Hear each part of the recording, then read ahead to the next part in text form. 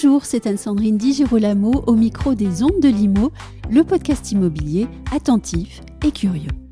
L'habitat inclusif, voici un thème tout nouveau pour les Ondes de l'Imo que j'ai le plaisir de porter avec Alexandre Faure, spécialiste de la Silver Economy, fondateur de Sweet Home et auteur d'une newsletter dont je vous recommande la lecture et tout logiquement intitulée Longévité. Dans cet épisode, nous creusons ensemble la notion d'habitat inclusif et nous revenons sur deux actualités récentes qui questionnent l'avenir de l'habitat inclusif en France. Voici Alexandre Faure. Alexandre Faure, bonjour. Bonjour. Avant toute chose, on va rappeler à nos auditeurs ce qu'est l'habitat inclusif.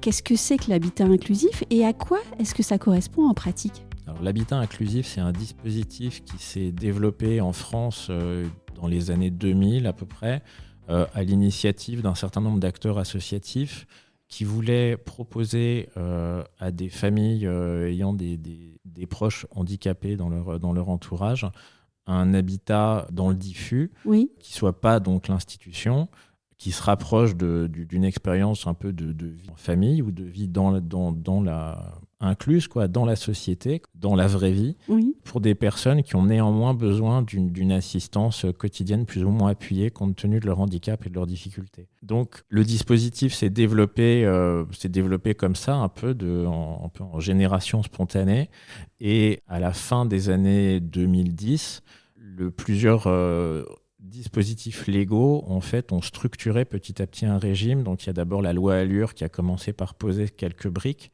Ensuite, la loi Elan qui est venue renforcer le dispositif en lui donnant vraiment une définition à proprement parler et en instaurant un régime avec des aides financières afin de faciliter en fait la structuration et la consolidation des projets, notamment sur le volet animation et recours à des tiers pour encadrer les habitants. Est-ce que ce régime est, selon vous, suffisamment défini et suffisamment clair ? Alors non.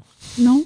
Non, parce que le handicap du régime de l'habitat inclusif, c'est qu'il ne définit pas la façon de créer le projet, mais uniquement la façon de le gérer. Et encore, sur la façon de le gérer, il donne quelques éléments sur l'animation et sur le projet de vie sociale, qui est vraiment le fondement de l'habitat inclusif. C'est qu'un collectif d'habitants se réunissent et fixent ensemble un projet de vie sociale qui va déterminer la façon dont ils vont cohabiter. Mais au-delà de ces règles en fait, de vie en communauté, il y a peu de dispositions spécifiques. Et quand vous créez un habitat collectif dans lequel vous allez accueillir des personnes âgées ou des personnes souffrant d'un handicap, vous avez un certain nombre de règles à prévoir. Et si vous n'avez pas un régime qui définit les règles que vous devez prévoir, vous êtes tenté d'aller chercher des règles dans des régimes connexes. Oui. Et le risque en fait, que vous prenez, c'est que si vous avez un contentieux, le juge va s'appuyer sur les régimes que vous utilisez pour qualifier votre projet. Et si vous avez emprunté des règles qui appartiennent au régime de l'EHPAD, par exemple, le juge peut être tenté de considérer que votre projet est un EHPAD puisque vous avez appliqué le régime de l'EHPAD. Et si vous requalifiez en EHPAD, en fait, ça signifie en général que vous fermez, puisque vous ne pouvez pas en fait être un EHPAD avec 6 résidents. C'est impossible, quoi. Financièrement parlant, ça ne tient pas la route, quoi. Et ça ne répond pas au modèle économique de départ. Non, et puis ça ne répond pas non plus à la promesse que vous avez faite à vos clients, parce que si vous créez un habitat inclusif sur une population senior, c'est pour épargner l'EHPAD à vos habitants, puisque souvent vous vous présentez comme une alternative. Et donc si vous êtes requalifié en EHPAD, vous n'êtes plus une alternative, donc ça ne marche pas, quoi. En préparant le sujet, moi j'ai découvert un communiqué de presse qui m'a interpellée. C'est un communiqué du 21 février 2023, un communiqué qui émane d'un comité interministériel qui a été diffusé par le ministère de la Transition écologique et de la cohésion des territoires. Et ce communiqué annonce un déploiement d'ampleur pour 2023 de l'habitat inclusif. Personnellement, je n'ai pas tout compris dans ce communiqué puisque, bien sûr, je ne vais pas tout lire, mais il est dit à un moment donné que la poursuite du développement de l'habitat inclusif est une ambition forte. On le prend tel quel. Et puis ensuite, il est indiqué, en plus de la contribution financière à l'aide à la vie partagée, l'État poursuivra son accompagnement en matière normative pour simplifier et accélérer les projets. Quelle est l'idée du gouvernement derrière cette annonce ? D'ailleurs, il y a d'autres annonces dans le communiqué, mais d'abord celle-là. Et comment est-ce qu'il faut comprendre cette ambition politique du gouvernement, qui est apparemment de poursuivre le développement de l'habitat inclusif, mais est-ce que c'est raisonnablement pensé et juridiquement fondé ? Alors, ce qui est important dans ce communiqué, c'est aussi ce qui n'est pas dit. Et Oui. ce qui n'est pas vraiment dit, c'est comment ils vont financer leur programme. Et on peut se demander si derrière cette annonce, il y a vraiment une intention de financer quelque chose, ou s'il n'y a pas plutôt une intention de demander à des autorités locales, notamment, de s'impliquer dans le développement d'un modèle. Et c'est ce qu'on peut craindre, en fait, à la lecture du projet. C'est que déjà, du coup, on ne comprend pas exactement qui des 4 ministres va devenir un peu l'autorité, le tutelle, en fait, de ce projet. Et pour autant, on ne sait pas non plus ce qui va se passer exactement. Comme je le disais à l'instant, ce qu'il faudrait, c'est plutôt un régime qui sécurise le dispositif, qui comble en fait les vides, notamment sur la partie construction. Mais pour autant, cette annonce reste un petit peu une annonce à proprement parler et ne fait pas vraiment de grandes promesses. Pour autant, elle conforte les acteurs qui se développent dans cet écosystème sur un peu l'intérêt de leur projet, quoi. Elle montre quelque part que le gouvernement reconnaît l'utilité de l'habitat inclusif dans l'offre pour les personnes âgées dépendantes ou les adultes souffrant d'un handicap. Mais elle va pas beaucoup plus loin que ça, quoi. Ça reste quelque chose d'assez faible, quoi, en termes de promesses. Et si je continue sur ce communiqué, eh bien, il y a aussi quelque chose qui m'a interpellée. Il est écrit que l'année 2023 sera l'occasion de créer des habitats inclusifs très sociaux au bénéfice des personnes âgées ou handicapées les plus modestes. Donc déjà, qu'est-ce que c'est que cette notion d'habitat inclusif très social ?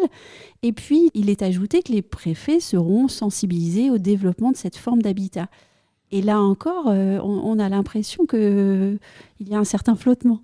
Oui, en fait, historiquement, l'habitat inclusif, quand il a commencé à intéresser les pouvoirs publics, donc au début des années 2010, il était perçu comme un moyen pour les bailleurs sociaux de développer une offre spécifique pour les publics dépendants et pour le handicap. Et donc, le travail de la CNSA, notamment dans le guide pratique qu'elle a publié vers 2015-2016, était vraiment clairement destiné à aider les bailleurs sociaux à développer ce type de projet. Après, avec la loi Elan, d'autres acteurs plutôt privés se sont intéressés au sujet, ont commencé à développer des projets. Certains travaillent avec des bailleurs sociaux, d'autres travaillent avec des bailleurs non sociaux, d'autres travaillent tout seuls dans leur coin en rénovant une maison. Et donc, petit à petit, en fait, il y a d'autres opérateurs que les bailleurs sociaux qui sont rentrés dans le dispositif. Et en fait, les pouvoirs publics préfèrent travailler avec les bailleurs sociaux, les collectivités locales également. Mais les bailleurs sociaux ne sont pas toujours prêts à s'impliquer dans les projets d'habitat inclusif, notamment en raison de la taille de l'habitat inclusif. On rappelle que les bailleurs sociaux, en général, ils suivent des programmes pluriannuels qui sont définis 5 ou 6 ans à l'avance et qui concernent des dizaines, des centaines, voire des milliers d'unités de vie. Et un habitat inclusif, c'est au mieux 10 places. Et donc, un bailleur social n'a pas forcément intérêt à s'impliquer dans un projet si petit, à moins que ce projet soit une partie d'un projet plus vaste. C'est-à-dire qu'on dise, voilà, j'ai un projet, je vais construire un 500 unités de vie, et dedans, il va y avoir une crèche, dedans, il va y avoir un habitat inclusif, etc. Mais dans ce cas, et en fait, ce qu'appelle le communiqué de presse, c'est que les bailleurs sociaux aient un regard un peu plus bienveillant sur les projets d'habitat inclusif, mais encore une fois, voilà, à part dire c'est les préfets qui vont faire le nécessaire pour que dans le logement très social, il y ait des habitats inclusifs. On ne sait pas exactement comment ça va fonctionner. Et en fait, les acteurs, notamment les administrations déconcentrées, sentent que c'est un peu sur elles que ça va retomber et que les préfets vont leur passer la patate chaude en disant bon, voilà, débrouille-toi un peu avec ta collectivité, avec ton bailleur social pour qu'il fasse le nécessaire, quoi. Et donc, ce que peuvent penser ces acteurs, c'est que l'habitat inclusif vient compléter une offre qui existe déjà, enfin en tout cas sur le champ personnes âgées. Au niveau local, il y a déjà des dispositifs qui sont assurés plus ou moins bien par les bailleurs sociaux, donc qu'on appelle les résidences autonomie. Il y a 10 000 places en France quand même.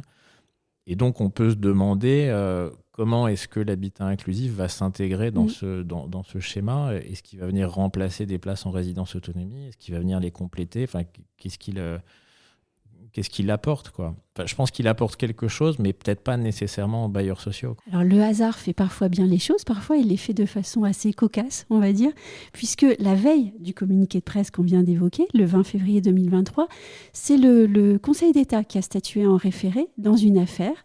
Alors elle s'appelle l'affaire Podelia contre la ville de Mans. Et le Conseil d'État considère un habitat inclusif accueillant des personnes handicapées comme un ERP, au motif qu'il concentre en un lieu unique des personnes dont l'aptitude à se soustraire aux effets d'un incendie est nécessairement diminuée. Qu'est-ce qu'on peut penser de cette décision? Quelle est même la valeur de cette décision?